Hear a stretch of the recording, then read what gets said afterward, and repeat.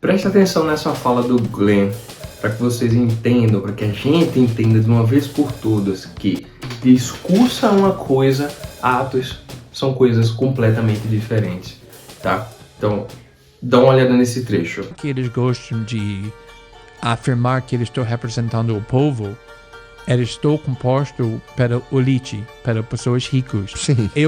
Você sabe, eu conheço muito bem política da política esquerda no Rio. Tudo está centralizado no apartamento do Caetano Veloso e Paulo Lavigne. Não tem como de ganhar uma eleição no Rio sem ir lá. E você chega lá e é Caetano Veloso. Então, é um apartamento enorme, o duplex, que mora em cima é a família Marino, que são donos do Império do Globo. Tem 50 servos que são invisíveis trabalhando atrás de uma parede. Tem 2 ou 3 assistentes, assessores que só bota vinho na copa do Paulo Lavigne. É uma coisa que aí para vocês verem, né? Um monte de funcionários, tudo escondido, né? Então, para quem fala em favor dos pobres e da democracia, isso me parece um pouco, mas é só um pouquinho de hipocrisia, né? Coisa que, obviamente, todo mundo comete e a gente também não pode julgar esses caras por conta disso, né? Por favor, não estou fazendo isso aqui. Para sempre ter o Marconi, no meio de tudo isso, celebridades chegando o tempo todo, eles falam muito sobre o que precisamos fazer para as comunidades, para as favelas. Eles não têm nada a ver. Eu lembro muito bem que uma vez David foi bem ofendido porque ele cresceu na Jacarezinho. A vida dele foi Jacarezinho, a família dele ainda mora no Jacarezinho. E o Paulo Lavigne estava discursando sobre a realidade da favela de uma forma completamente errada e David não conseguiu aceitar. E ele explodiu com raiva e foi muito desconfortável. Mas o problema é que ninguém pode ofender Paulo Lavigne dessa forma que você quer a primeira vez ter sucesso na política do pessoal. Mas David, sendo David, não conseguiu ouvir uma mulher que nunca pisa numa favela falando sobre a vida das favelas. E o problema é justamente isso. Então, quando pessoas estão sentindo, na minha opinião, de uma forma bem válida, que a sistema política não se importa com a vida delas nem um pouquinho, quem chega e conseguir falar nós também odeia esse sistema político, eles vão parar naquela pessoa. E a esquerda não tem essa capacidade porque eles não têm a fala do povo. Eles são professores na faculdade, eles são com pessoas com doutorado, com sociologistas, pessoas bem ricas, celebridades. Eles não têm a capacidade de falar na forma que o povo acredita. Eles são parte do establishment. Eles não conseguem... Tá, aqui o que ele tá falando é da esquerda chique, né? Da esquerda caviar, da esquerda universitária.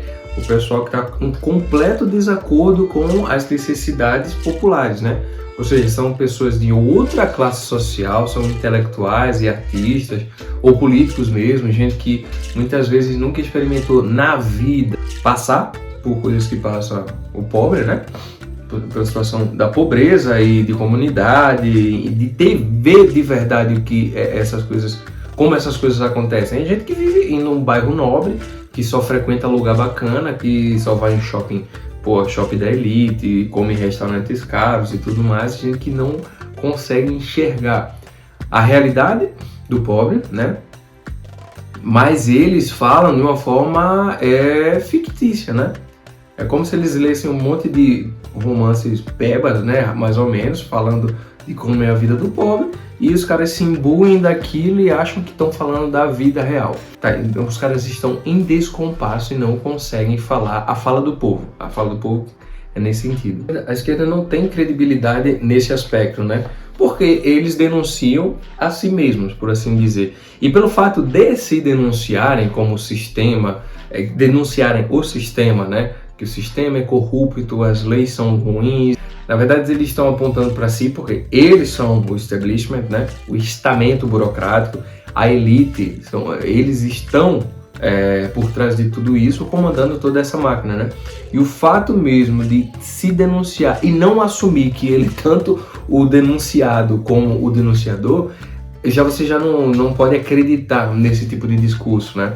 Que obviamente, é o tipo de discurso que todo mundo acabou de ver nas diversas eleições municipais aí, né? Eu acho que aqui foi o mais evidente, foi a prefeitura de São Paulo, né? Com aquela agonia tremenda, aquela farsa, aquela fraude, aquela confusão, né? Que por um lado você tem o Pablo Marçal, que de fato ele acaba colocando medo, não só na elite paulista, mas em todos aqueles que ainda têm um pudor e ainda querem acreditar que a farsa não existe, que há de fato uma estrutura que é comandada por pessoas do bem, pessoas de bem, obviamente, né? Eu não estou dizendo que todo mundo que está lá é ruim, né? Mas a gente sabe que tem muita gente boa agindo pelo mal. Ou seja, as pessoas que se prepararam, os funcionários públicos, bicho, e as pessoas que estão lá dentro, que se prepararam muito, estudando pra caramba, dedicaram vários anos da sua vida, das suas vidas, né? Para fazer parte, para ter uma carreira ali, elas bem intencionadas e obviamente passaram por um processo de autoeducação para exercer aquela função, para entender como as coisas funcionam, elas mesmas não se eximem, mesmo que elas estejam bem intencionadas, não se eximem do fato de que estão trabalhando numa estrutura maligna, tá? Então quando eu falo, tudo isso é maligno e as pessoas não necessariamente são malignas, mas estão contribuindo para o mal de alguma forma, é isso que eu estou querendo dizer, né?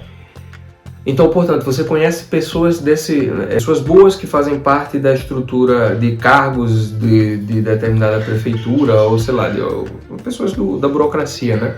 Você diz, não, mas são pessoas boas, então, portanto, a burocracia parece ser boa porque ela é formada, constituída de gente boa, né?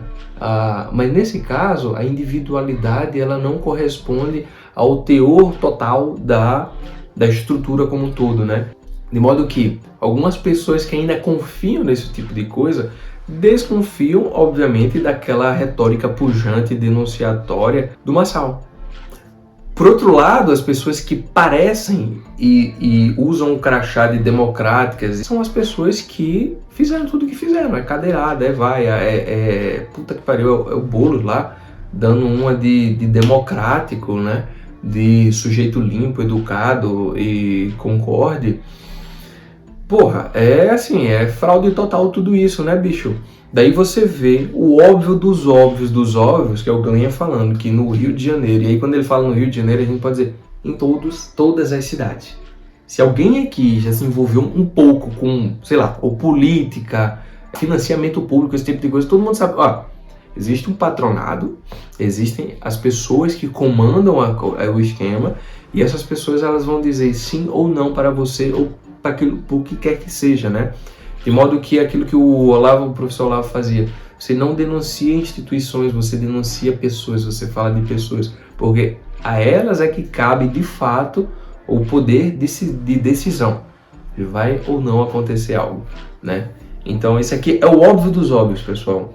Então Caetano Veloso, que cresceu na ditadura militar, aquele negócio todo, né? Eu mesmo eu cresci ouvindo Caetano Veloso, eu cresci tocando violão, comprando songbooks de Caetano Veloso, de Chico. Djavan tá fora desse negócio, né? Mas de Djavan também, eu ouvia muito, adoro Djavan ainda hoje. Gosto das músicas de Caetano Veloso. Você vê que é uma hipocrisia tremenda, né? Aquele cara que cresceu lutando contra a ditadura e cá pra nós. Eu já conheci gente que foi exilada, gente que lutou contra a ditadura militar, né, pela democracia, foi exilada, e essa pessoa me falou depois, não, a gente não queria democracia, a gente queria a ditadura do proletariado, né? Ou seja, nós queríamos uma ditadura ainda mais feroz, uma ditadura ainda pior. Basta ver, como eu vi ontem, cara, vou dar 2 exemplos de filme só, né? Tem o Doutor Zhivago, assisti o Doutor Zhivago, e ontem eu assisti A Sombra de Stalin, né? Onde um jornalista inglês que ele vai para a Rússia tentar entender como Stalin está fazendo com que a Rússia seja o paraíso do desenvolvimento e do progresso, quando o mundo todo está vendo as suas economias encolherem, tudo ficando muito mais difícil, né? Daí o que acontece? Ele descobre que está acontecendo alguma coisa na Ucrânia, enfim, o filme vai falar do Holodomor, né? Da fome na fome que aconteceu na Ucrânia, que matou aí, diz as estimativas, né? Entre 5 e 7 milhões de ucranianos. Então assim, essa galera que cresceu falando de democracia, que foi bajulada a vida inteira pela mídia, pela classe artística, e que hoje em dia são os bastiões da liberdade, da democracia, o Caetano Veloso, por exemplo, que ele falou aqui, o Paulo Lavigne, são esses caras que estão propagando ideologia de gênero, esse negócio todo, e falando da pobreza que simplesmente eles desconhecem por completo, né? Fica essa denúncia, e eu não estou nem querendo falar aqui do Caetano Veloso, eu estou querendo falar de todo, do Brasil todo é assim, né? Brasil todo. Então, tem as suas próprias conclusões. Eu quis trazer isso aqui também para que a gente possa refletir um pouco na situação do nosso país, né? Porque, bicho, eu sinceramente, eu fico com a impressão que é aquilo mesmo que o Olavo falava sobre as formas de você viver num país que ele é opressor e que, de fato, a gente nem pode mais dizer que a gente vive em plena democracia. Quem acredita, pelo amor de Deus, se você está aqui agora nesse vídeo, 2024, dia 13 de outubro, e você ainda acredita em democracia, meu amigo, minha amiga, vocês precisam realmente tomar um banho de realidade, porque a coisa está muito diferente, né? E se você não conseguir sair por aí, por favor, me venda essa pílula azul aí, porque eu vou querer viver nesse paraíso dos sonhos também. Mas você tem a opção de viver como um indigente, né? Você vai virar um mendigo, você vai viver no fim do mundo, plantando para subsistência, criando a tua família completamente às margens da sociedade, né? Mas que aí você vai ter um pouco de liberdade, mas é um pouco mesmo, porque você naquele ambiente que você conseguiu criar, né? Ou você vai virar um mendigo e, bicho, não interessa o que acontecer, né? Ou você vai virar um sujeito que, assim, bicho, quer saber, não tô mais nem aí pra nada, nem aí pra nada, eu vou falar mesmo, eu vou denunciar, e eu tô pouco me lixando com o que vão fazer comigo. Se vão me tirar um emprego, se vão me jogar na cadeia, se vão me matar, foda-se, eu já não pertenço mais a esse mundo, e toda consequência material que vier, ela é bem-vinda, e eu simplesmente não me importo mais com as coisas desse mundo, né? São as três opções que eu vejo, mas assim, todas as três, elas te pedem para que você se abra ao sofrimento, né? Ao sofrimento, ao escárnio e à exclusão. Nada esperançosa. E é isso, gente. A gente continua aqui. Eu não sei se eu vou pegar mais pesado aqui no YouTube. Tô querendo pegar, né? Mas eu não sei. A vida anda muito corrida. Eu acho que vocês não devem mais acreditar que a coisa vai melhorar no prazo curto, né? Não vai. Eu sinceramente acho que a melhora para o Brasil mesmo aqui não sei nem se meu filho vai ver melhoria, na verdade. Não sei. As consequências, todas elas são desastrosas. Umas até são uma revolta, de fato, né? E sangue. Espero que isso não aconteça, mas se a gente olhar para a história do mundo, a gente vê que provavelmente isso vai acontecer de alguma forma. Ou uma supressão total das manifestações, né? Ninguém vai poder fazer mais nada, ou de fato as pessoas vão dizer assim, cara, quer saber, eu não aguento mais e eu não me importo se eu morrer. É isso aí, tá bom?